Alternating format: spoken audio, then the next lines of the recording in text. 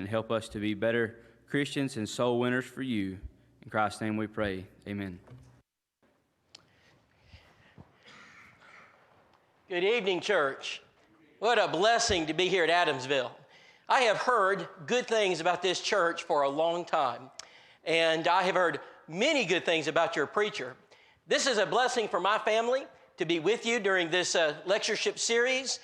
When Ronnie called me months and months ago and talked to me about coming to the 7B lectureship, it was exciting because I've always wanted to be here. And as a preacher, full-time preacher, I couldn't get here. So he said, Rob, he said, would you come and speak at 7B? I said, I'd love to. He said, would you speak both times on Friday night? I said, well, I'd love to do that. He said, would you speak on Saturday? And I said, well, if you'd like me to. Who else is speaking? Just you. Would just keep speaking Saturday. And so this is exciting for us because we're going to get to present to you, to Adamsville, and to the churches that are here. Well, we're presenting literally all over the country. And we're bringing the school of evangelism to you. Now, this is unlike a school where you go and attend, you sit in a classroom, and you got to plan it on your calendar. We're going to take it to your church. We're going to take it to your home congregation. We set it up. We're going to give you all the training you need. And this is going to be kind of like a boot camp, if you will, from the house-to-house school of evangelism. This first lesson is going to be designed to motivate you. We want to show you success. We want to show you how this works.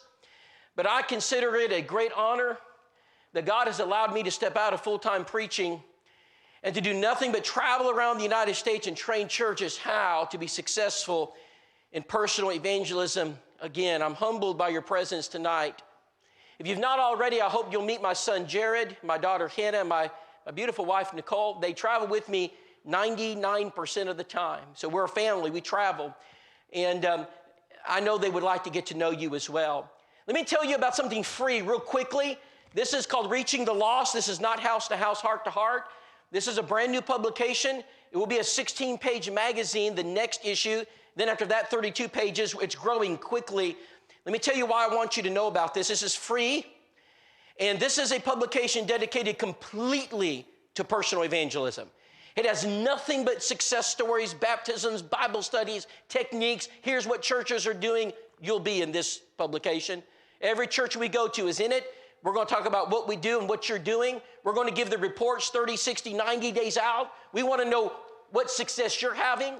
So you can read in this publication of what other churches are doing, the baptisms they're having, the success they're enjoying. All you have to do is put your name, email, and mailing address on it. We will send this to you. We will mail this to you free.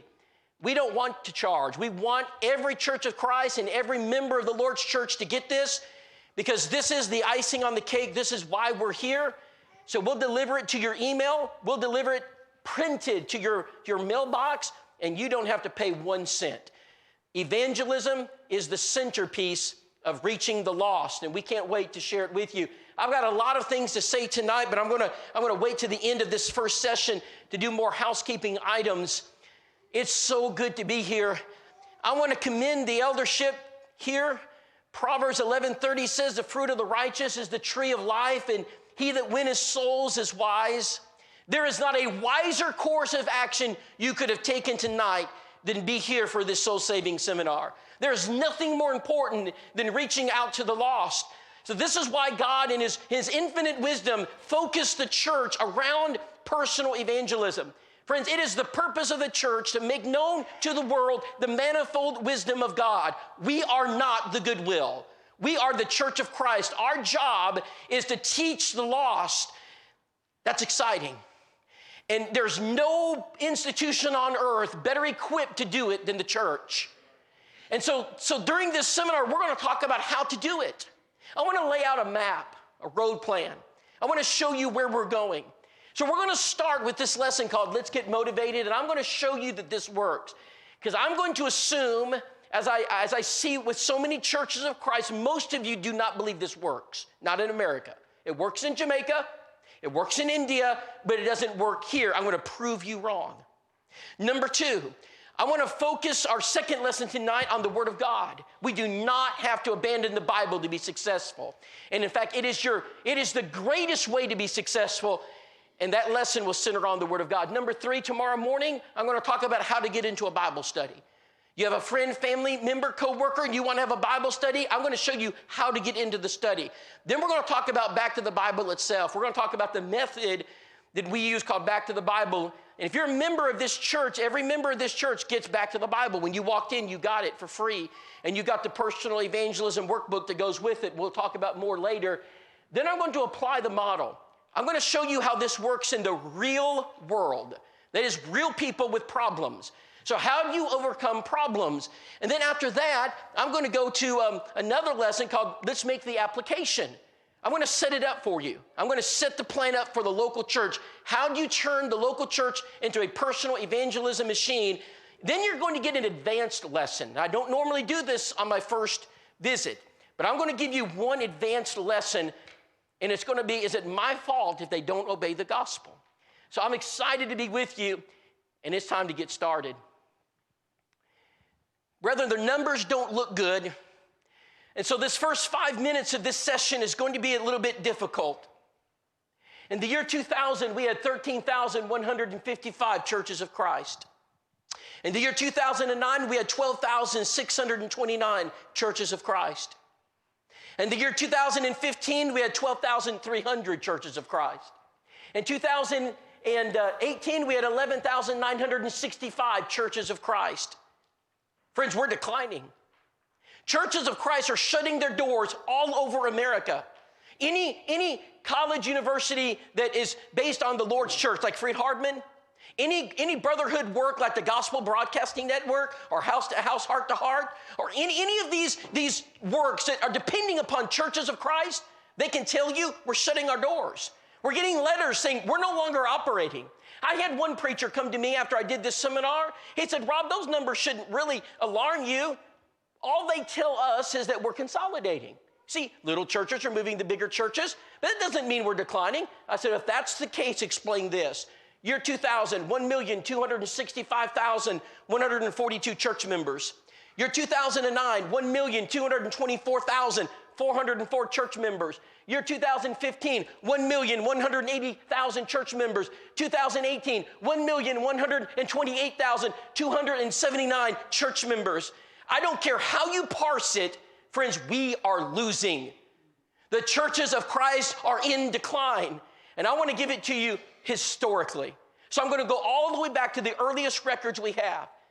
1906, a population in our country of 85 million people. To the best of our knowledge, about 159,650 church members. That's a ratio of one Christian for every 535 people in America. Let me put this in perspective. You're walking across the farm fields, you're going to come across 535 people before you even meet a member of the church. 1946, country explodes, 141,000 people in America. Church members explode, 682,000 church members. Now look at the number. One church member for every 207 people. Look at 1953, 160 million people in our country, 1.5 million members of the Lord's church, one Christian for every 106 people. Notice now 1967, 1973, one Christian for every 84 people. Friends, I want you to look at those numbers and put these into perspective. We went through World War I, the Great Depression, World War II, Korea, Vietnam, the feminist movement, and civil rights. We did all of that. And the Church of Christ grew. No wonder God blessed America. Friends, no wonder this nation grows to be one of the greatest nations this world has ever seen. Friends, I am convinced tonight that the fate of our nation is based upon the fate of the Church of Christ. Friends, when the church flourishes, America will flourish. When the church is in decline, our country's in decline, because righteousness exalts a nation and sin is a reproach to any people. If you want to have an answer for this country, let's stop talking about Donald Trump or any other presidential candidate. It's not about Hillary Clinton. It's not about the Supreme Court. And I know those things are important, but listen to me carefully. The answer to our nation sits in churches of Christ. I wish members of the Lord's church would get as excited about evangelism as they do about politics. I wish we get as excited about Jesus as we do about who we're going to vote for at the next election. I know all that's important. Friends, The balm of Gilead is what this nation needs. The balm of Gilead is what sits in the pews and what we can give to people. And I pray, God, that church members will get fired up about evangelism as they get fired up about an election. Look at 1980. 1,240,000 church members, 1 to 183. Let's go down to 2018. 2018, 1 church member for every 289. We're losing. And the reason we're losing, I'm convinced, we don't believe this works. It works in Jamaica, it works in New Zealand, but it doesn't work here. We have seen failure after failure for almost now 4 decades. We've tried everything under the sun to grow. Elders have prayed, preachers have preached, and we're not growing. And so it just doesn't work in our country anymore. In fact, many of us have given up on our own country. I want to prove to you tonight that is so false. I want to show you tonight that evangelism works here. It's the answer, it's the remedy, and you can have a part in it. So the question is, why are we losing?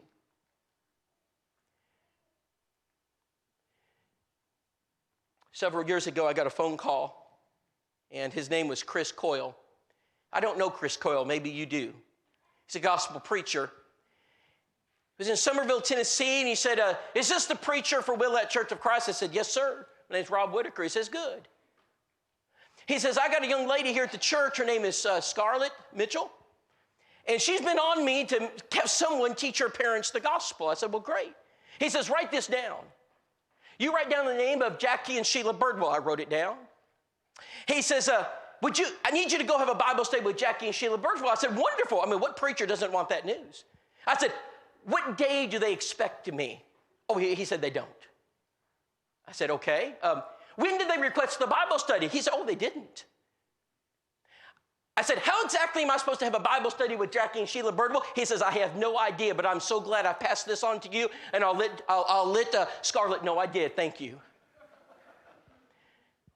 I wrote a piece of paper. I had it in my desk. I looked at it, and I said, what in the world am I going to do with that? And it went all day, and I didn't know what to do with it. And so here I'm a gospel preacher. I have no idea how to get into a Bible study with somebody. I can preach in an audience of 400, but I can't do a Bible study with one person. You know what I did with that piece of paper? I crumpled it up and put it in the trash can, and I went home. I said, Rob Whitacre, what are you doing? Get back to the office. I went back to the office. I got the piece of paper out of the trash can. I uncrumpled it. I put it on my desk, and I said, I've got to get to this person, and I've got to figure it out. Do you know what that name did to me every day? Haunted me. I kept thinking about it. I said, how am I going to have a Bible study? So I said, you know what? While I'm waiting, I'm going to do some more reading. I'm going to study. I'm going to find out why Jesus was so good at evangelism, because obviously I'm missing it. So I really started, and I noticed there were things that Jesus always did when it comes to evangelism, and I didn't do those things. And there were things that Jesus never did in personal evangelism, and I did those things. So I started making notes to myself, and I started praying. I prayed hard. One day, Jonathan Smith walks into the church building, and he says, hey, Rob, back from University of Tennessee and graduated, going to get a job at the school system. Great to have you back, Jonathan. We talked for a few minutes. Then he said, hey, Rob, I'm going to go visit my best friend, and Evan Birdwell.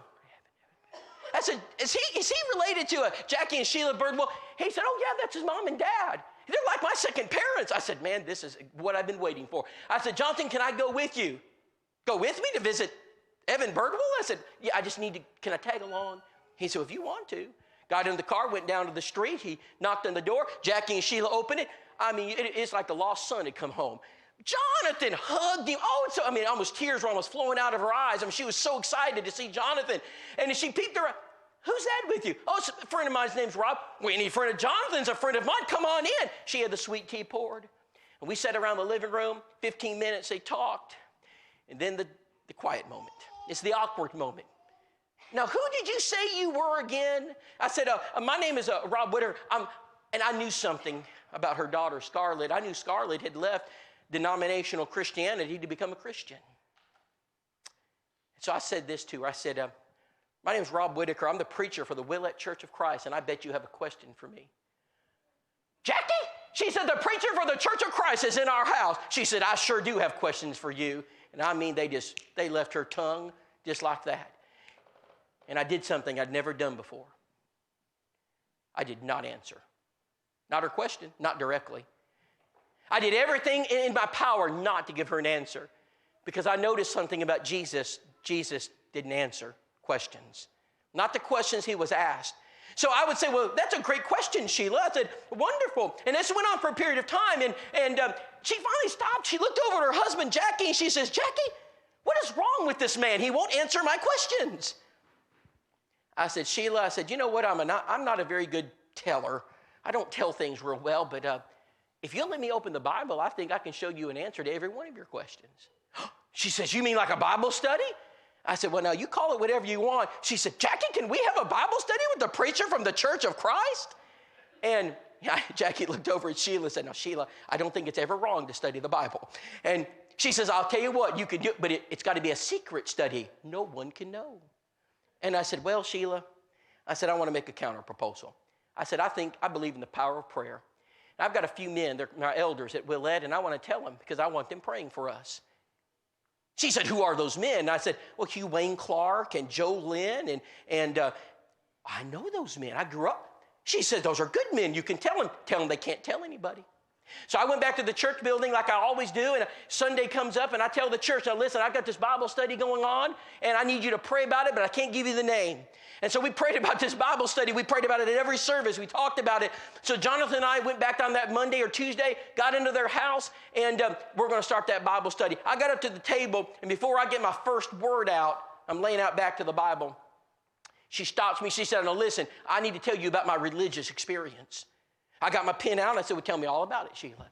Now, friends, I'm not exactly sure how the story went, but I can tell you its characteristics. It involved lightning, a voice from God, a near-fatal accident.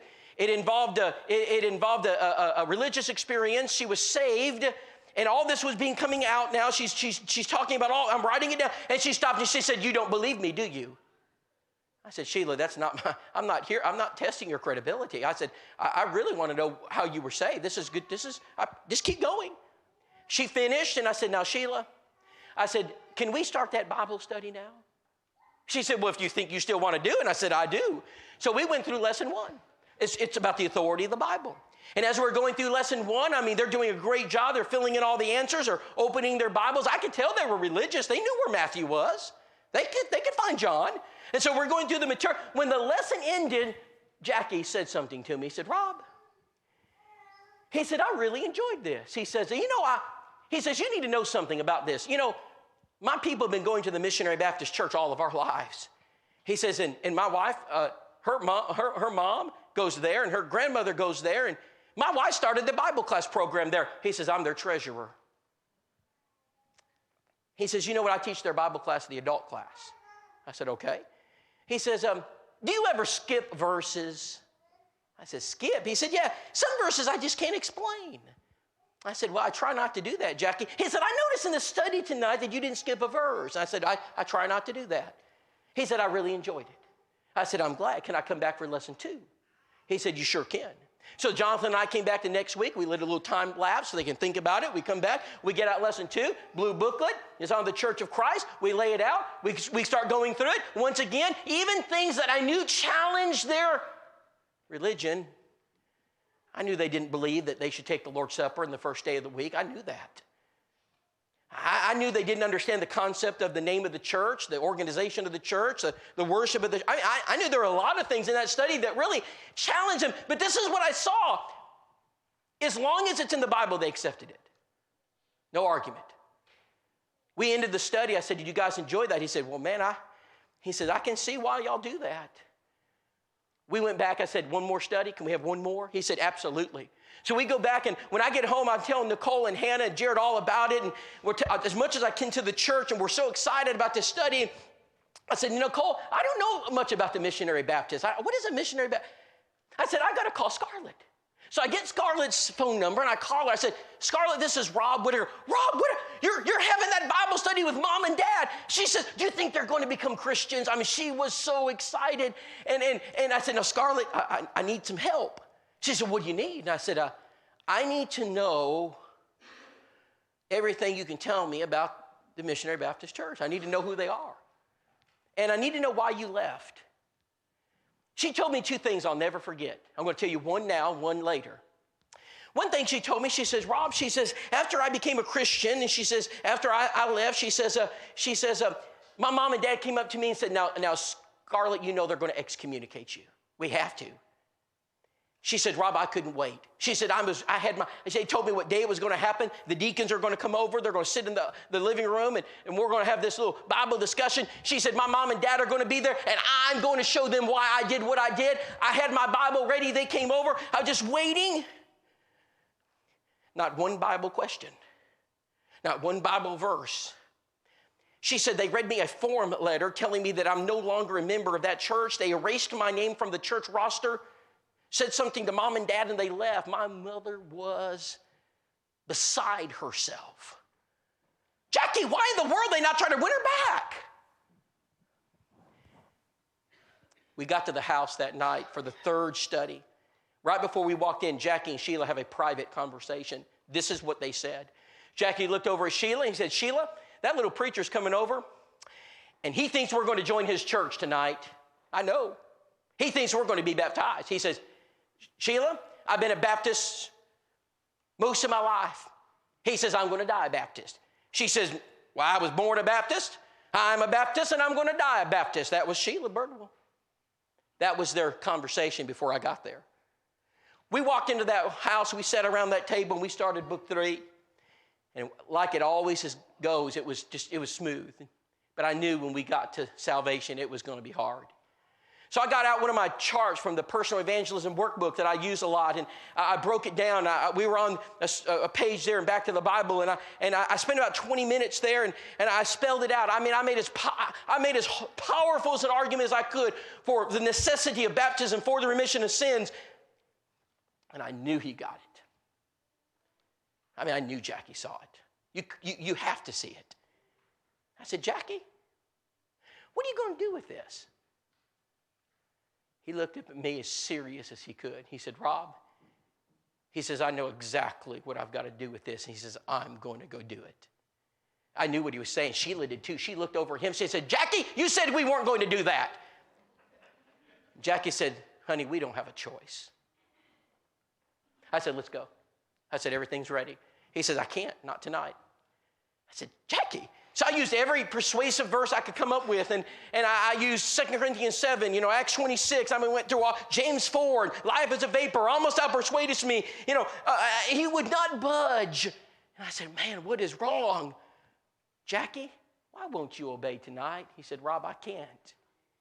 He says, you don't get it. He says, I hold the bag. I got all the money. I've got to repent and give it back. For years I struggled with that, but I was reading Matthew 7 one day, and it dawned on me, repentance for some people takes a little longer than others. He wanted to give it back. He wanted to repent fully. Jackie and Sheila said, now, Rob, you can come by any day, and I did every day. I came by their house every day. They told me we could pick strawberries. We picked every tomato and strawberry they had in their garden because Nicole and I sat in their swing, and we swang with them, and we talked to them. I said, Jackie, is today the day you're going to tell them? He says, not yet, but it's coming. It was a Wednesday night at Willette, and I was staying in the back of the auditorium, and Jill, I was talking to Jill, one of the deacon's wives. Jackie and Sheila walked in the building. You'd have think she saw a ghost.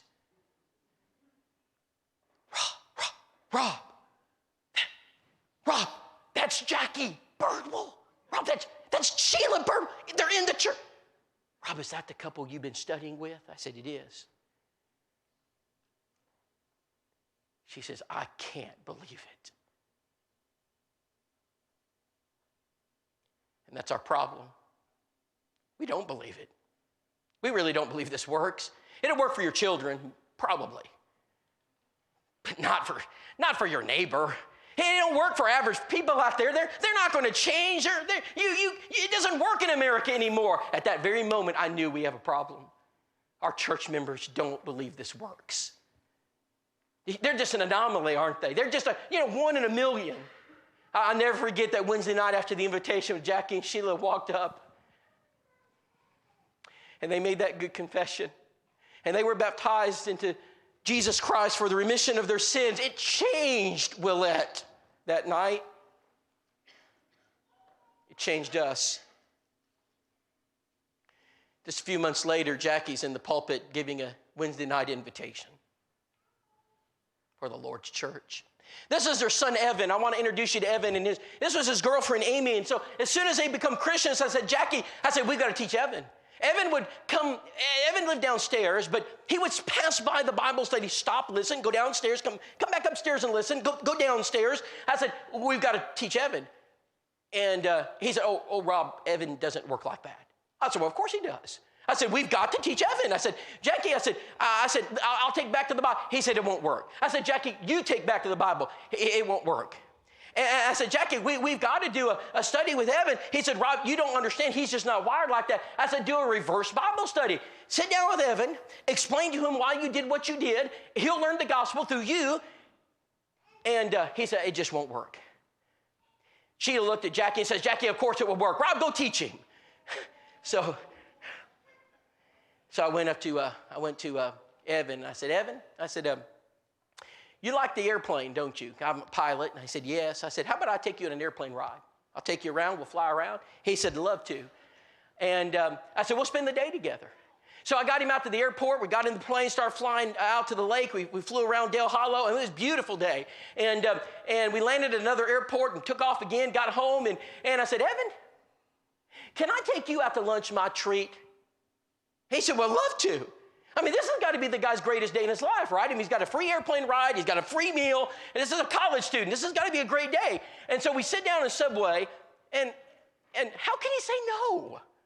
I said, Evan, can I talk to you about Jesus?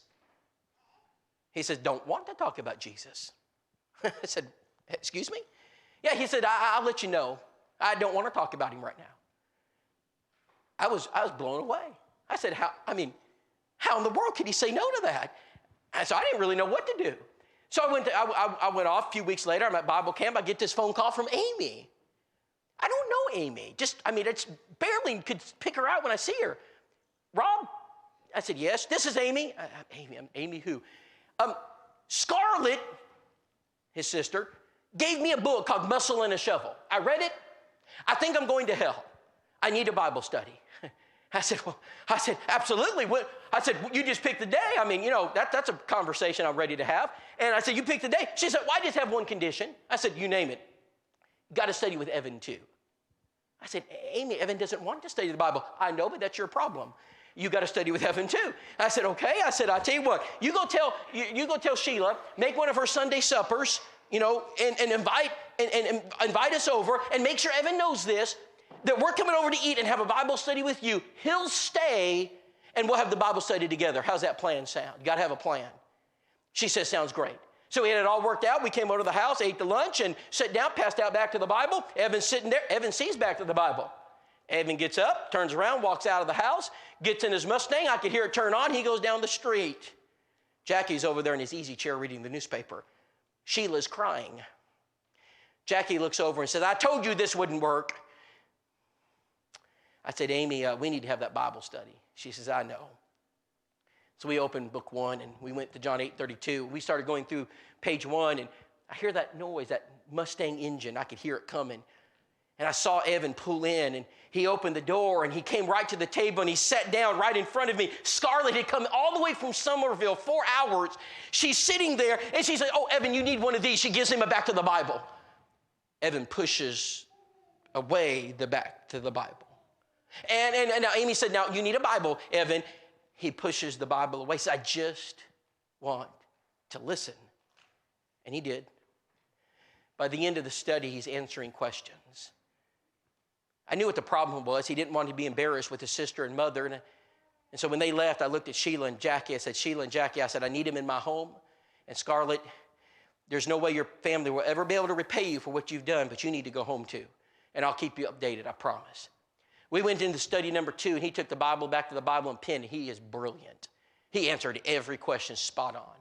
We went to lesson 3. We were rolling through lesson 3, and I told Nicole, I said, Nicole, I do not know what we're going to do. We cannot baptize him. Not like this. Something's wrong. We got to baptism, and we covered repentance really, really heavily. And we got to baptism, and I said, Evan, I think we're going to stop for tonight. He said, stop. He said, well, Rob, there's baptism. I said, I know it's there, but I think you need to think about what we've talked about tonight.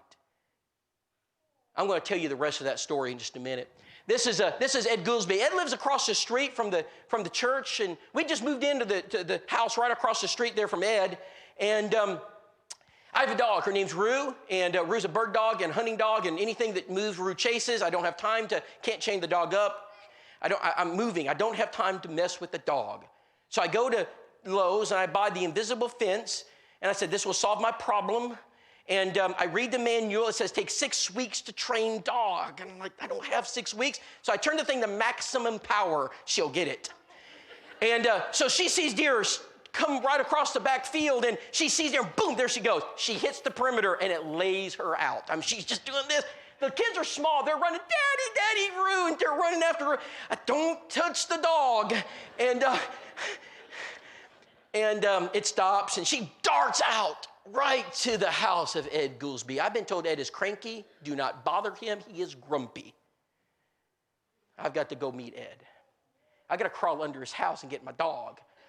And so I knock on his door, and I said, Ed, my name is, I know who you are.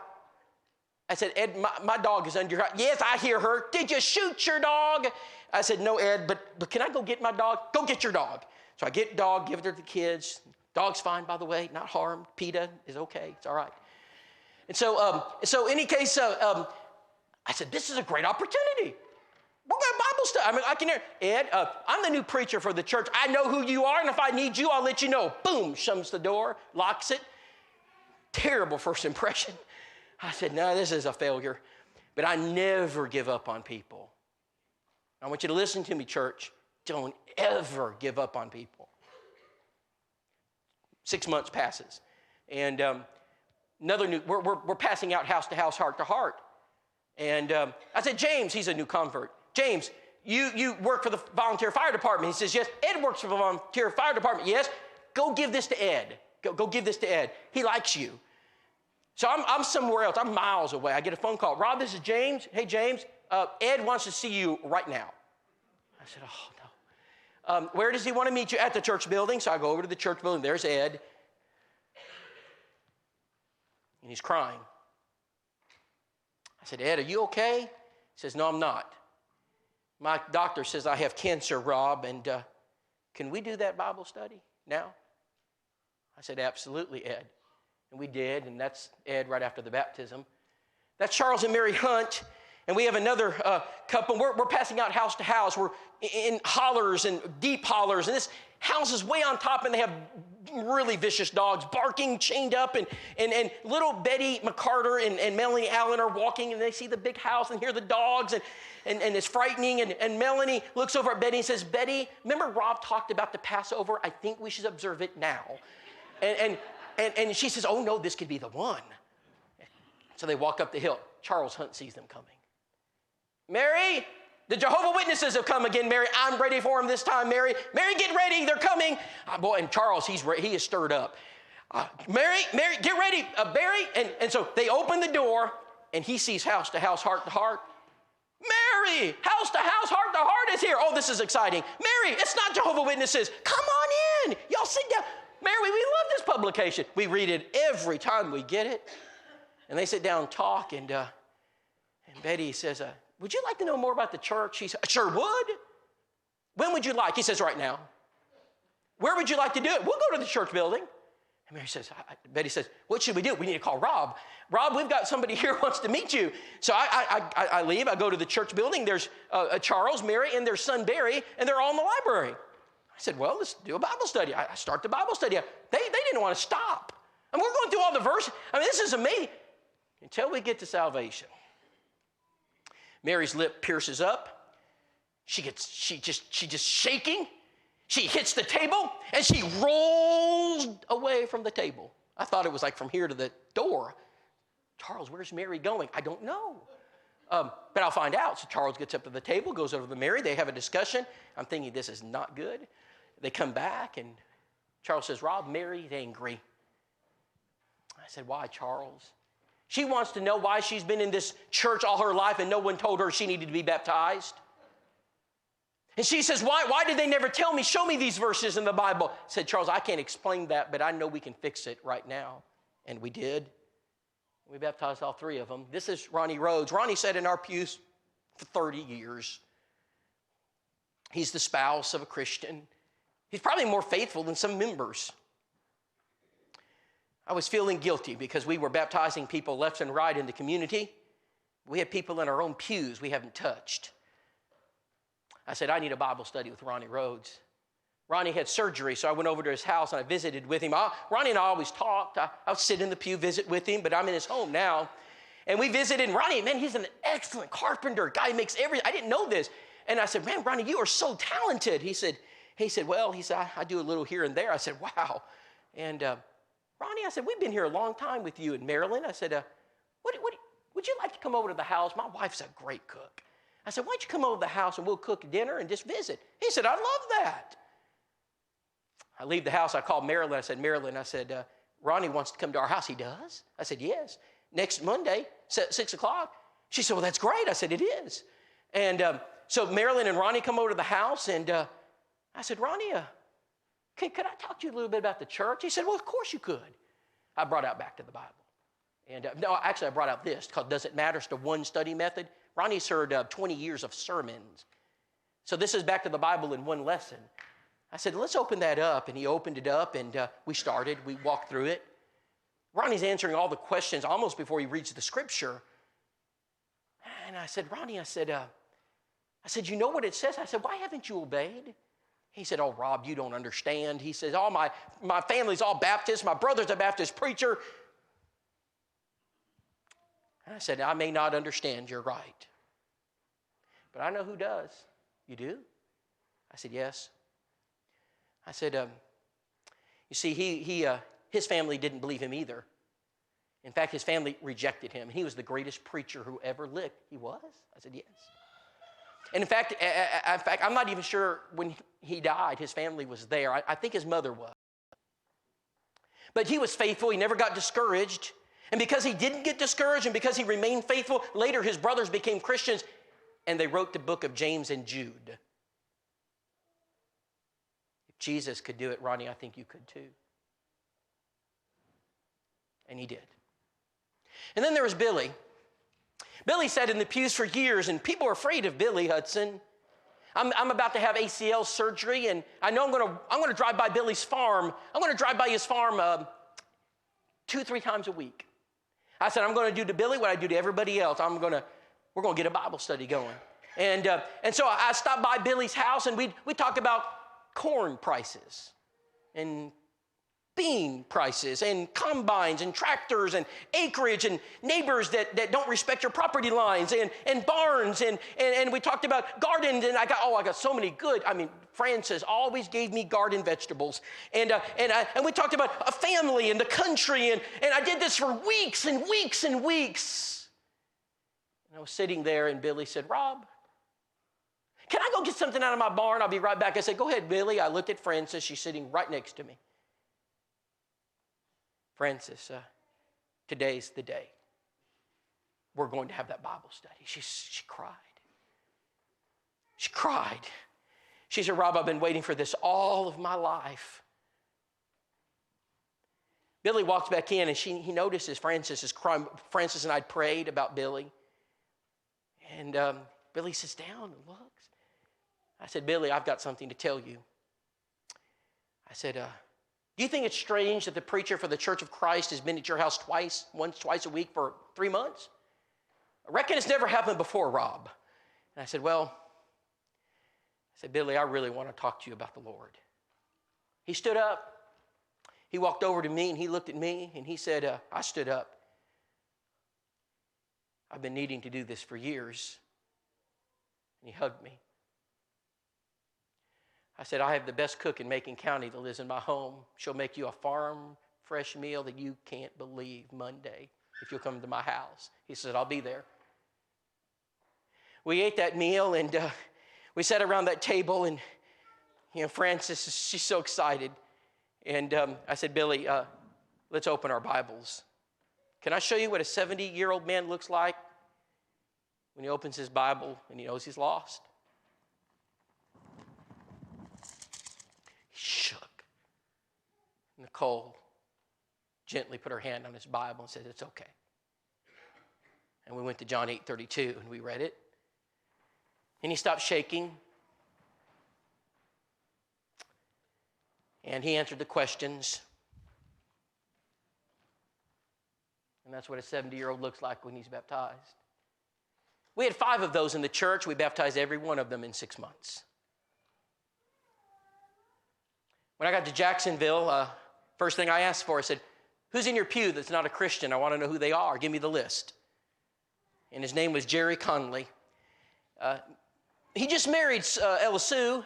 They lived 20 minutes from the church building, and Webster said, Rob, he's been wanting to show me his house since he came. I said, what kind of house is it? He says, Civil War house. I said, well, I want to know it. So I said, let's go. So we went out to the house, and man, this is an amazing house. The area where he lives was supposed to be the capital of Alabama. It was where they got iron ore during the Civil War. I forget the name of it. But it's an amazing house, and he's restoring it. This guy is amazing at his age, what he's doing. And I said, Jerry, my wife and children would love to see this. Can I bring them back? Oh, yes. I'll tell the whole story again. So I brought him back.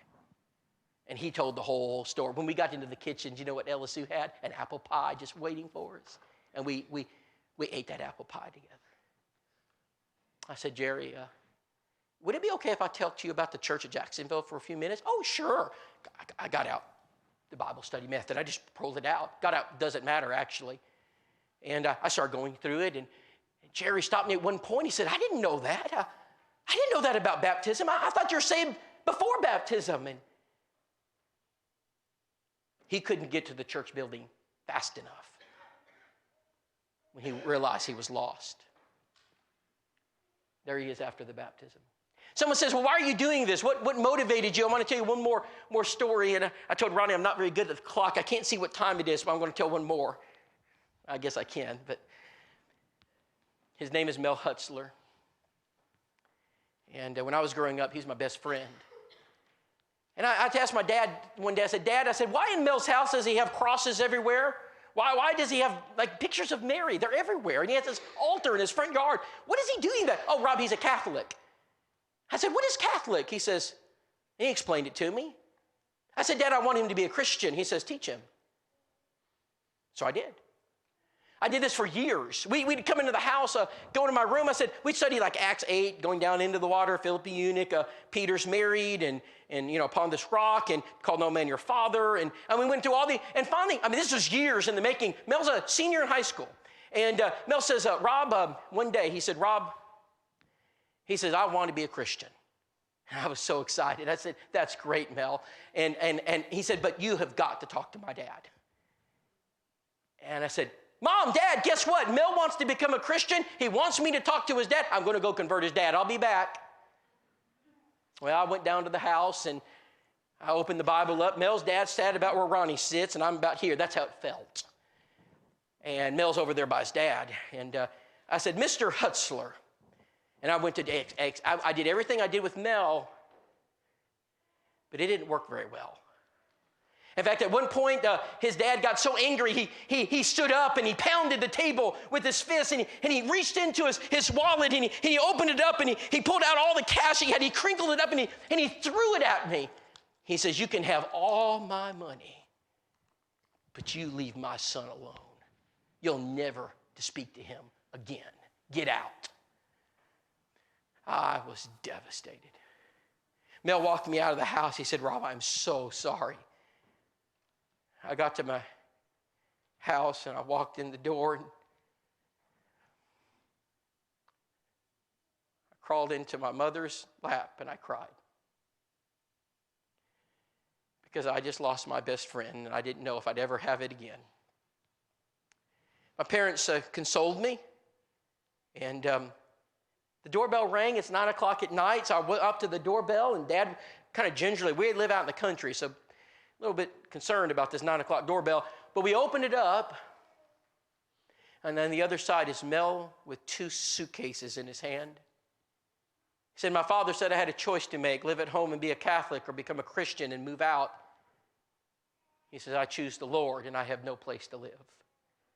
My mother said, oh, son, you do. That back bedroom's yours. And he lived with us. And Mel and I kept studying. I wanted him to be able to go home. One day, because he needs to be with his dad. One day Mel came and said, Rob, I had a meeting with my dad, and Dad says I can move back. I said, oh, Mel, that's good. One condition, I must have a Bible study with a local Monsignor.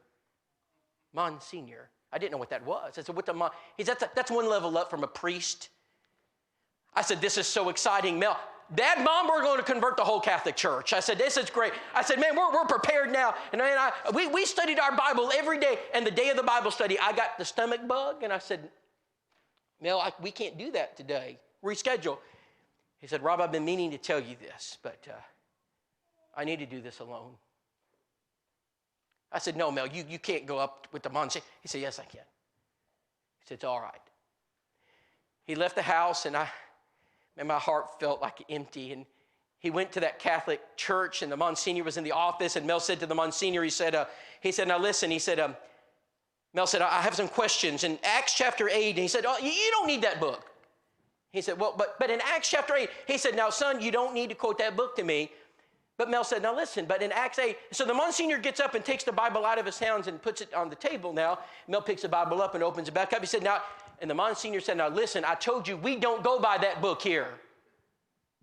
We go by the Bible and tradition, and I'll tell you what it means.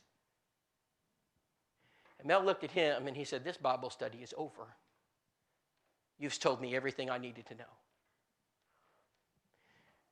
The next service, Darrell Conley, the Northern Oaks Church of Christ, San Antonio, Texas. He was baptized. The most courageous man that I have ever met.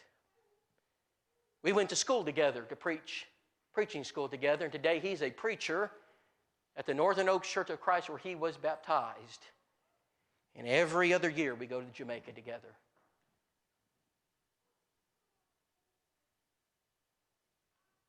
Jesus said in John 4:35, I say unto you, lift up your eyes and look, for the fields are white already to harvest. Brothers and sisters, they are everywhere. Not until every saint on this side of heaven is concerned about every sinner on this side of hell are things going to change. I wanted to show you in this first lesson that personal evangelism works. In the next lesson, I'm going to show you how. I'm so glad you're here. I appreciate the opportunity. I want to do one housekeeping item. If you're a member here at Adamsville, you're going to be given Back to the Bible, a set of Back to the Bible, and a personal evangelism workbook on the table, I believe on the left as you walk out. And so this is what you're going to get. And this has just been updated. It's a bound version, and we're excited about it.